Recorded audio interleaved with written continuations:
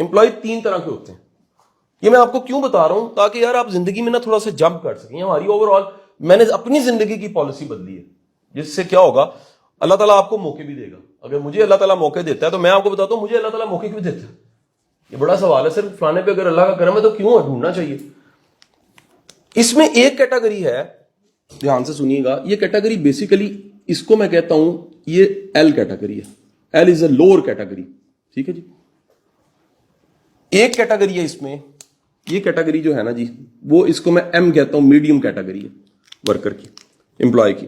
ایک کیٹیگری جو ہے نا سر, اس کی سائیکالوجی میں آپ کو بتاتا ہوں, یہ اس میں ایلیٹ ہے. یہ بیسیکلی اس کی ٹی کہہ لیں, ٹاپ کیٹیگری آپ کہہ لیں سمجھنے کے لیے. L is lower, M is medium, T is top. اچھا میں بتا دوں میری باتوں سے پلیز, ممکن ہے کوئی ویڈیو میں سنتے ہوئے جب میں اسے ایکسپلین کروں وہ مائنڈ کر جائے کہ سر یہ آپ نے اس کو برا کہا ہے. میں نے کسی کو برا نہیں کہا, کسی کو اچھا نہیں کہا. میں بتانا چاہ رہا ہوں امپلائی کے 3 طرح کے مائنڈ سیٹ ہیں. ان 3 طرح کے مائنڈ سیٹ کے کچھ فائدے ہیں اور کچھ نقصان ہیں, وہ آپ کو پتا ہونا چاہیے. اور یہ کیا ہوتا ہے, ان کی سائیکالوجی کیا ہوتی ہے. میں تو لوگوں کو, میں obviously میں کہہ نہیں سکتا کہ مائنڈ کر جائے گا. میں سب کو بٹھا کے تو کہہ سکتا ہوں کہ یار ممکن ہے کوئی امپروو ہو جائے, کوئی یہاں سے ممکن ہے یہاں جمپ کر جائے, کوئی یہاں سے ممکن ہے یہاں جمپ کر جائے, کوئی ممکن ہے. اچھا اس کا بڑا چانس ہوتا ہے, یاد رکھیے گا, یہ بڑا تیزی کے ساتھ ادھر جا سکتا ہے. اس میں بڑی ابلٹی ہوتی ہے تیزی کے ساتھ. یہ ٹاپ کیٹیگری میں پہلے ہی ہوتا ہے, اس نے صرف سروسز میں آنا ہوتا ہے. اس کے بھی ٹاپ کیٹیگری میں بڑا چانس ہوتا ہے ادھر جانے کا. اس کی ٹاپ کیٹیگری میں بڑی چانس ہے, پیسہ اتنا کما لیتا ہے بندہ, کہتا ہے یار میں کیا ضرورت پڑی بزنس کرنے کی, انویسٹمنٹ کیوں نہ کروں. سمجھے کہ نہیں سمجھے؟ تو وہ آپ اس بارڈر لائن پہ پہنچے بغیر یہ نہیں سوچے گا کبھی بھی, یاد رکھیے گا. لیبر کیٹیگری یا لوور کیٹیگری کبھی نہیں سوچے گی سروسز کا. ہاں اگر سوچے گی تو تیزی کے ساتھ یہ پروسیس مکمل کرے گی. یہاں سے پہلے یہاں آئے گی ایسے کر کے, اور اس کے بعد ادھر موو کر کے. یہ کبھی ہو ہی نہیں سکتا کہ ایک سروسز دینے والا انویسٹمنٹ کا سوچے. ہاں ایک پلاٹ لینا کوئی انویسٹمنٹ نہیں ہے, ایز بزنس انویسٹمنٹ کرنا انویسٹمنٹ ہے. واپس آتا ہوں, اس کا مائنڈ سیٹ, اس کے مائنڈ سیٹ, اس کے مائنڈ سیٹ میں فرق کیا ہے. یاد رکھیے گا یہ جو کیٹیگری ہے نا, لوور کیٹیگری, اس کی بنیادی سوچ دہاڑی کی ہوتی ہے. ون ڈے گول اونلی. اس کے علاوہ اس کی کوئی بڑی اچیومنٹ نہیں ہوتی. اور معافی کے ساتھ کہوں کہ آپ کی جو قوم میں بڑی تعداد ہے نا, وہ مینٹلی لیبر ہے. اس سے بھی ایک لوور کیٹیگری ہے, اس سے نیچے کیٹیگری ہے, وہ نکٹوؤں کی ہے. They do nothing. وہ کہتے ہیں یار کچھ نہ کرنا بڑے پیسے آ جائیں. وہ انتہائی خطرناک کیٹیگری.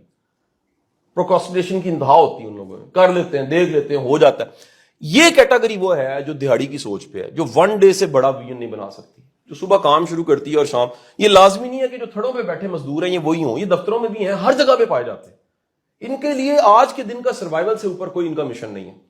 ان کو کوئی اپ گریڈ کرنے کا ہونے کا شوق نہیں ہوتا. ان کی میں آپ کو مائنڈ سیٹ کی نشانیاں بتا رہا ہوں. ان کے لیے ٹپ, ان کے لیے شاباشی بہت بڑی اچیومنٹ ہوتی ہے. یہ سائیکی ہے. اگر کسی کو ٹپ سے یا شاباشی سے بڑی خوشی ملتی ہے وہ بیسیکلی لیبر ہے.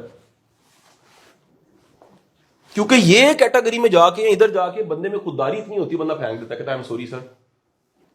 جناح کا واقعہ آپ نے سنا ہوگا, کسی وہ کیس ون کر لیا تو اس نے کو گفٹ دیا, اس نے کہا ایم سوری میں نہیں لیتا, میں کلیئر کٹ میں اپنا سروسز دے رہا ہوں آپ کو, اس کے پیسے آپ مجھے کو محبت کی بیس پہ تو نہیں دے رہے نا. ایک محبت کی بیس پہ گفٹ ہے.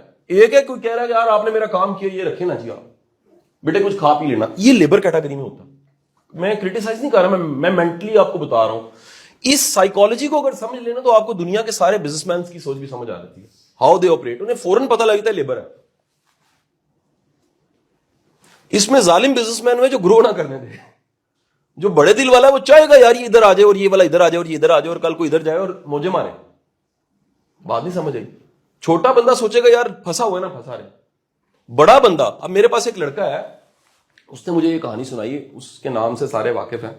وہ ایک لاہور کے معروف جو چین ہے پاکستان کی بزنس اسٹورز کی, ان کے گھر میں الیکٹریشین تھا.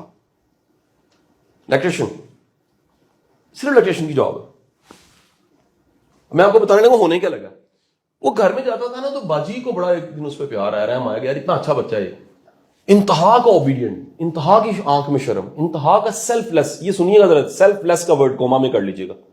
یعنی کہ 2 بٹن ٹھیک کیے تو وہ کہتا ہے چھٹو پیسے کی دینے. اب ایک کئی لوگ منشی ہوتے ہیں ذہنی طور پہ, وہ نا لکھتے جا رہے تھے 2 بٹن. وہ کیٹیگری نہیں تھی. باجی نے اس کو موقع دے دیا. موقع کہاں دیا؟ الفتح. یہ الفتح کی فیملی کا واقعہ ہے. اور لڑکا کون ہے؟ ایپل مین عثمان. 29 आउटलेट है उसके, और पेपर मिल लगा चुका है इस वक्त। 30-32 साल का लड़का, इलेक्ट्रिशियन। वजह क्या है? आया ये था, तेजी के साथ जंप करके यहां चला गया। 29 आउटलेट का मतलब जानते हैं क्या है? वो सेबों की दुकान पे नहीं बैठा हुआ, एप्पल के सामान बेचता है। वहां पर तो सिर्फ वो मोबाइल फोन लेकर जाएं और सिर्फ कवर चेंज कराएं, कुछ चीजें चेंज कराएं, तो वो आपका बिल जो है 20-30 हजार रुपए बना होता है। तो सोचे 29 आउटलेट, पेपर मिल अपनी यूं करके जम कर गया। लेकिन कोई पोटेंशियल था ना। हम मेहरबानी बाजी की, अल्लाह ताला ने जिंदगी दे, और शेख साहब को जिंदगी दे, शेख इरफान साहब को, ऐसे करके शां करके बोले। और कमाल उसमें खूबी है, मैं उसकी खूबियां नहीं आपको बता सकता। मेरा तो ताबेदार बच्चा है ना, स्टूडेंट है मेरा। वापिस आते हैं। अब जनाबे वाला, इसकी मेंटालिटी में क्या होता है, याद रखिएगा, ये हमेशा पैनीज में लड़ेगा। इसकी जो फाइट है ना, वो चवानियों की, दुआनियों की, अठियानियों की लड़ाई होगी।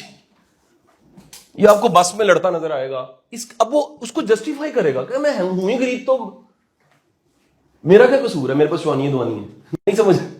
असल में वो गरीब होना नहीं मसला, दिल का गरीब होना बहुत बड़ा मसला है।